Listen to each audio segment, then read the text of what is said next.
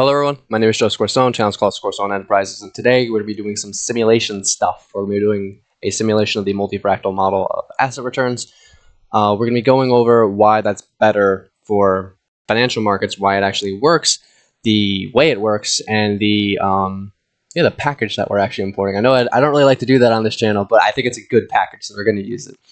But yeah, I already tried to record this video once, and I yapped and it was too long, so I'm going to try to make this under 15 minutes is my goal, right? So we're going to hop right into that. If you guys like to actively trade, check out my indicator I made in collaboration with Luxalgo. You actually get two. You get these levels and this machine learning prediction right here. These are both done with machine learning to tell you where other models are predicting, so that way you know where the liquidity will cluster around, and you get your own directional predictions as well. It does, of course, help me out a great deal. So there's that. Check out my X. That's what my notifications. Check out my X, and this is on GitHub as well.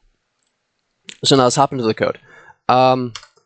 Let's explain what's going on right here, and then we're going to open up Microsoft's best program they've ever written, Microsoft Paint, and we're going to go through, and I'm going to help you guys visualize this. So, what is the multifractal model of asset returns? Well, it's really an interpolation of fractional Brownian motion over clustered distorted trading time. What does that mean? Well, that's actually enough for me to want to bust out Paint right now. So fractional Brownian motion is a stochastic... Oh, I don't want that. Get out of there. There we go. So fractional Brownian motion is a way to... It's like a stochastic process to make a prediction about how something will move, right? That's not what we're really focusing on right now. What I want to explain right now is trading time. Because trading time is not continuous in the way we feel it is, right? Of course, time just... Actually, I'm going to make my face a little smaller for this, so that way I don't cover anything. Trading time, of course, time is continuous, it goes forward, but the amount of events to make that time consistent is not consistent. And that is how financial markets work. That is how returns get asymmetrical, right? So if this is our 0 for the quantity of events, right? So we have this scale right here. It's just a scale that makes sense. It doesn't have to, we're not being very rigorous right now. The amount of events will change over time, right? Actually, let me do this a little bit better, right? So the amount of events, the amount of trades taking place, I want that to be a little not that straight line, right? It will be different over time, right? So we'll have periods of low volatility when there's not a lot of stuff going on. And then we'll have periods of high volatility when there's a lot going on. Think market opens, market closes, stuff like that, right? So this might be pre-market, and this might be market open, and then at 10:30, right? To think of it like that. This is where most of the returns come from. That is where most of what generates our distribution of a financial market comes from. The way that Nassim Taleb, who is a great author and trader, describes fat tails is as follows. If you have a list of numbers, list of 10 numbers, right? So we have 0 to 9, and then a 100. The average is 10, because it's the sum of the entire list, which is 100, because there's zeros, and then 10, over the length of the list. That average is 10, and it was generated by one value. That is a fat tail. That is a black swan. That is atypical, right? It works when you want to do something like height, because when you have a list of heights, you have a few people, right? 5'9", you got this guy's 5'10", you got this guy who's, I don't know, 5'8", and then you have me who's 6'3". And so now me being an outlier doesn't screw this up so much, especially when you actually sample the population and it's more than 4 people, right? I don't screw this up too much. The average is still around here, even though I'm bigger, right? That's fat tails. So, how do we do that? This is what we call a binomial cascade. The binomial cascade is a way for us to split the time apart and then assign different weights to different areas in that time. So the way, again, we're going to bring out Paint, because that's how I like to explain things for some reason. Pretty much the process is like, that's our time, we're splitting it apart, and our weight is M. Yes, I always write in cursive. And so then we're splitting up time. We're assigning different things to different areas. That's how this is working. We're doing that over a large amount of stuff, a large amount of, this is the depth, and this is the weight.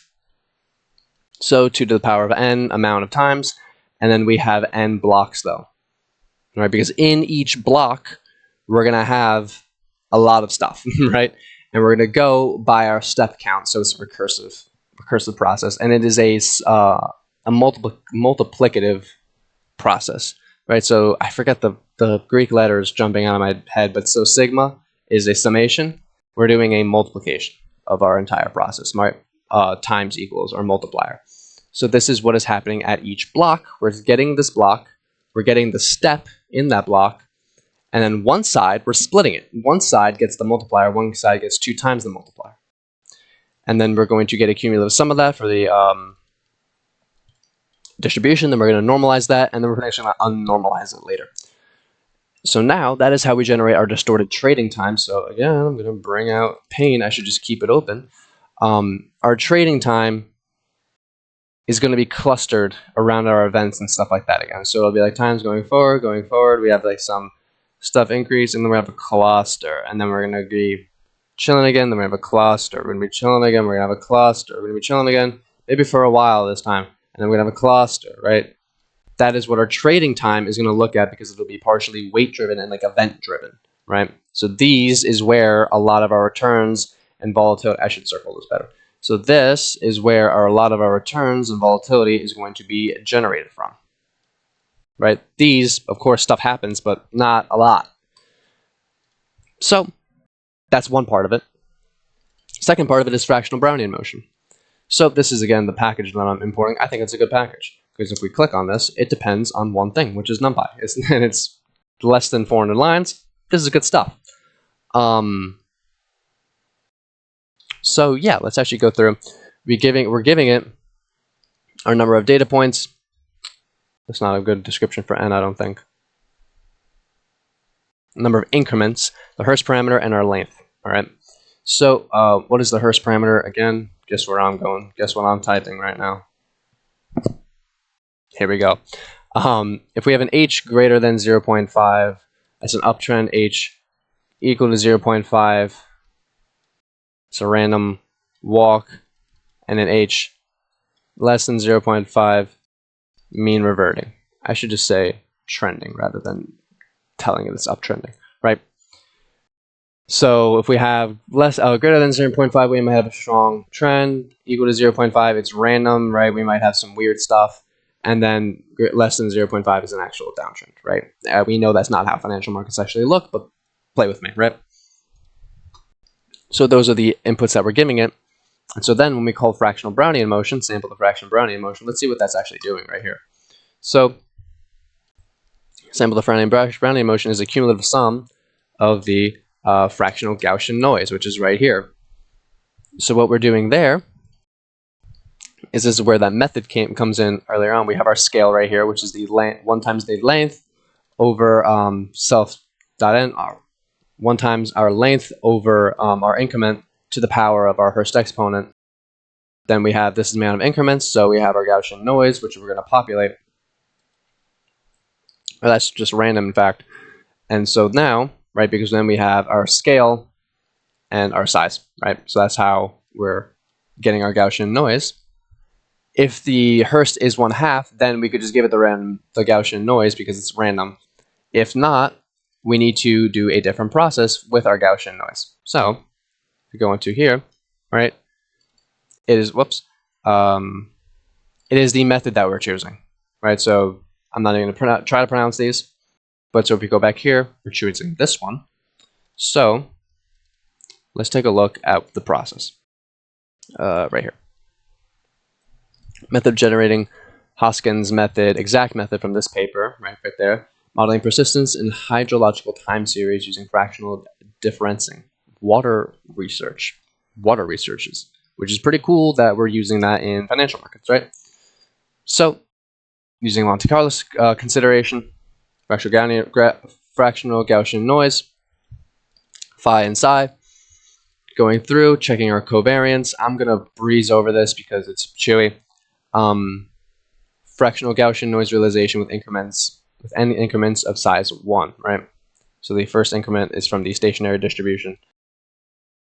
Again, chewy for me as well.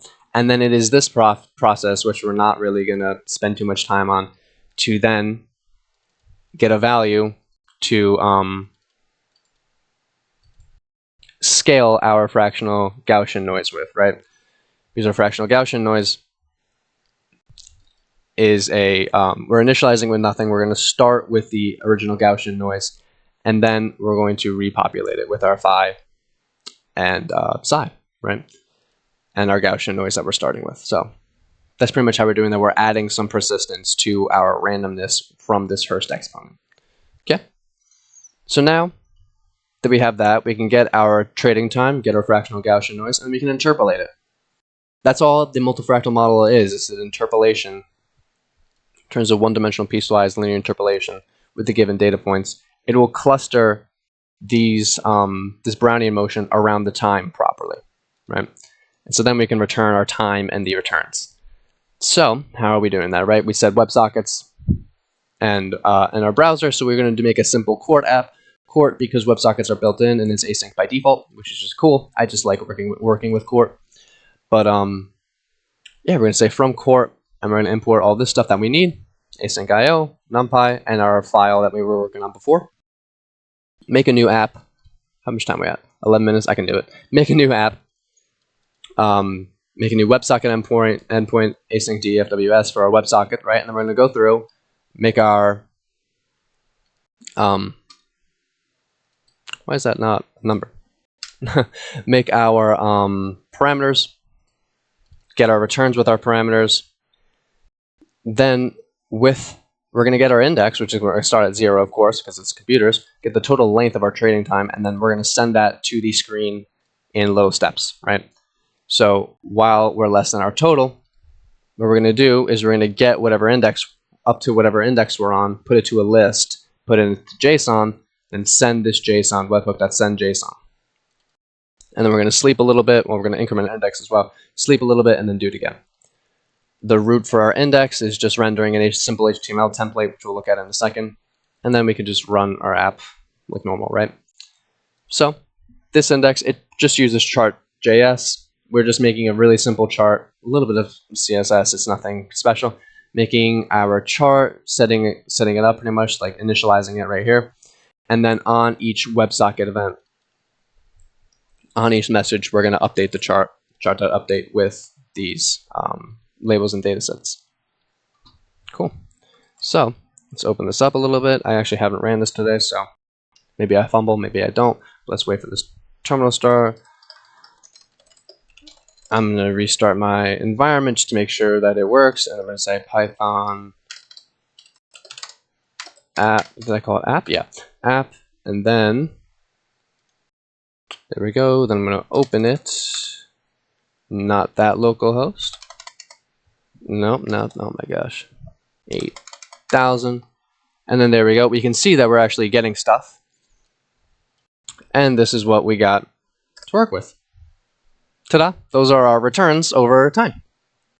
It's not the actual price, but it's the return. So if you wanted to actually start with a price like 100, and then you would multiply it by 1 plus or minus, depending on what the return is, the return, right?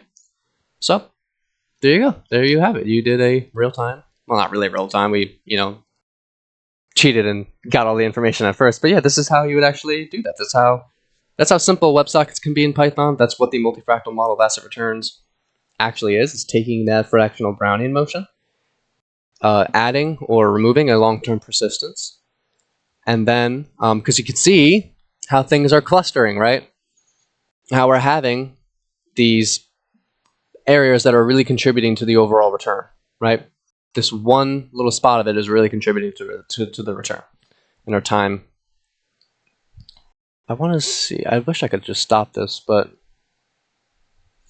yeah, right. See right here, 0.0. Oh, I kind of got rid of it, but it was 0.0. Here we go, 0.079, 0.85, and then 0.89. You can see those jumps.